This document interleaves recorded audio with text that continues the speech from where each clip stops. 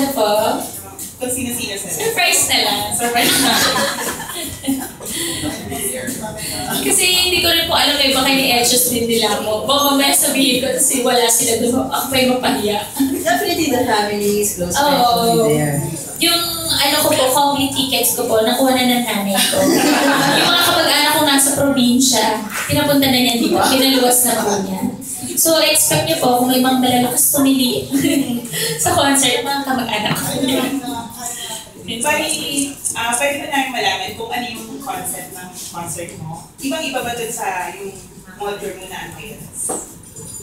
Opo. Kasi may mga, yun nga po, tulad ng sinabi ko, maswerte ako na ang musical director ko si Sir Marvin Quirido. Dahil, yun, may mga iba't ibang twist siyang ginagawa dun sa mga kanta ko. At,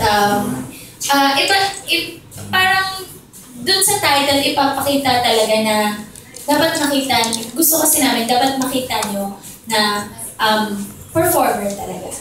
Yung hindi lang iisa yung makikita. Kaya, yun. Hindi ko po madetalye talaga. But definitely the lineup ng mga songs mo ay mga parte ng naging paglaki mo sa showbiz. Oo.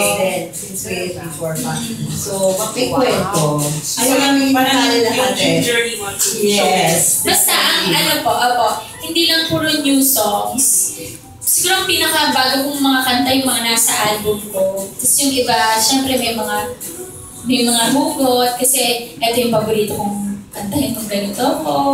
Ito yung kinakanta ko sa video, ito yung pangarap kong kantahin, na sana ma-achieve ko tonight. Pangarap ka Jewel. Pangarap ko And of course, hindi mawawala yung mga i-showcase din yung kanyang talent sa dancing. Of course, with the rest of the guests. And of course, Mr. M volunteered to direct the match to the perform. Kaya Thank you handsome so much, yan. Mama. Congratulations. Thank you po. Okay.